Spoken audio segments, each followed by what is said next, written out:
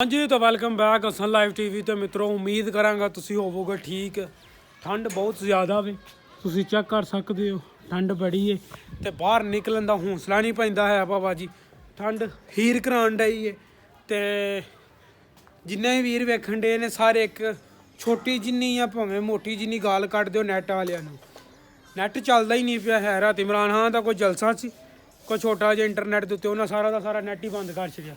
छोटी जी एक गाल पूरी घुम्मत नूं भाजी ते ये हुण जेह्ड़ी ना गुड्डी है ते ये असीं चारन लगे हुण गुड्डी भाजी जेह्ड़ी ना वो चारन लगे असीं धागे नाल तां कि किसी का कोई नुकसान ना होए ते ना असीं पेचा लाना असीं सिर्फ मट्ठा जाना इत्थे बस एवें ही नैट चलदा नहीं पिया है ते एवें मट्ठा जाना बस एवें झस लैके ते फिर लाहनी असीं ना पेचे लाने ने ते ना जेह्ड़ा ना वो असीं अपना कोई गुड्डी तरोड़नी है। सिर्फ राम दे नाल गुड्डी चार के ते अपना जेह्ड़ा ना वो गुड्डी ला लैनी है बस होर कोई कम्म नहीं करना है।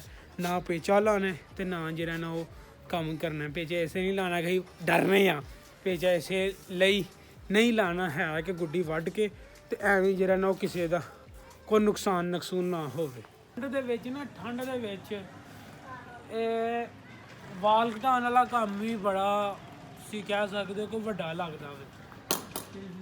ਅੱਜ ਦੂਜਾ दिन हो गया मैंने वाल घटांदे वाल घटान ਹੁਣ जाना 2 दिन लंघ गए अज जो मर्जी होई अज वाल कटवाने ने भाजी वाल बड़े ਵੱਡੇ हो गए ने वाल तो कटवा लांगे तो बाद च नहाना किवें जे ये भी तो वेखो ना ये भी सोचो एक गल सोचो ਜਿਹੜੀਆਂ ਗੱਲਾਂ सोचण वालियां ने उन्होंने सोचो मित्रों उन्होंने सोचो क्योंकि वो गल्लां सोचण वालियां ने। खत भी साडा बड़ा वड्डा हो गया दारी साडी वड्डी हो गई खत करवाने आ ते वाह बिल्कुल नहीं भी वगदी है ते तुहानूं शुगल विखाने आ मुंडियां दा ਜਿਹੜੇ गुड्डी चारन डे ने ये चैक करो इन्हां दा शुगल गुड्डी उन्हां कोल चढ़े ना चढ़े पूरे भारां दे नाल ਜਿਹੜੇ ना ਉਹ गैर कानूनी सरगर्मियां दे विच मुलव्वस ने। चैक करो How could I forget?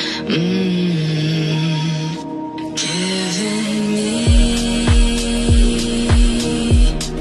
ना बशरा जिद्दन दा नानके आया ना बशरा किन्नियां गुड्डियां लुटियां नी 4 हैं 4 अच्छा भाजी बशरे ने ना 4 गुड्डियां लुटियां ने।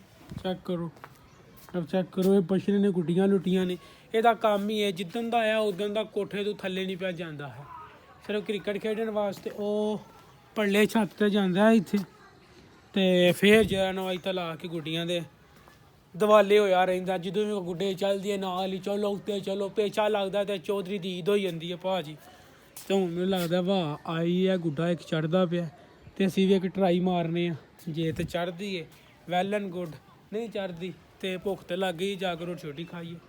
ਲਓ ਜੀ ਮਿੱਤਰੋ ਗੁੱਡੀ ਤੇ ਥਾਂ ਚਾਰ ਲਈ ਤੇ ਗੁੱਡੀ ਭੌਂ ਕੇ ਫੇਰ ਸਾਡੇ ਕੋਠੇ ਤੇ ਵਾਪਸ ਆ ਗਈ। ਚੈੱਕ ਕਰੋ ਤੇ ਲਓ ਜੀ ਮਿੱਤਰੋ ਗੁੱਡੀ ਵੀ ਹਾਂ ਚਾਰ ਲਈਏ ਗੁੱਡੀ ਦੀ ਚੱਸ ਵੀ ਜਿਹੜੀ ਉਹ ਅਸਾਂ ਲੈ ਲਈਏ ਤੇ ਜਿਹੜਾ ਨਾ ਉਹ ਅੱਲਾ ਕੀਤਾ ਸੂਰਜ ਵੀ ਮੱਠਾ ਜਿਹਾ ਸੂਰਜ ਵੀ ਜਿਹੜਾ ਨਾ ਉਹ ਅੱਲਾ ਕੀਤਾ ਲੱਗਦਾ ਪਿਆ ਗੁੱਡੀ ਸਾਡੀ ਉਹ ਜਾ ਡਿੱਗ ਪਈ ਹੈ ਭਾਜੀ।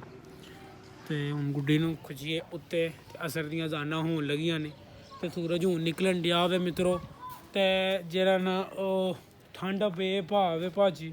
ਤੇ ਬਸ਼ਰ ਜਿਹੜਾ ਨਾ ਉਹ ਜਿਹੜਾ ਵੀ ਕੋ ਧਾਗਾ ਧੂਗਾ ਲੈਂਦਾ ਨਾ ਮਾਂ ਕੋਲੋਂ ਗਾਲਾਂ ਖਾਂਦਾ ਨਲਕੀਆਂ ਨੁਲਕੀਆਂ ਖਰਾਬ ਕਰੀ ਆਉਂਦਾ ਪਿਆ ਘਰ ਦੀਆਂ ਭਾਜੀ।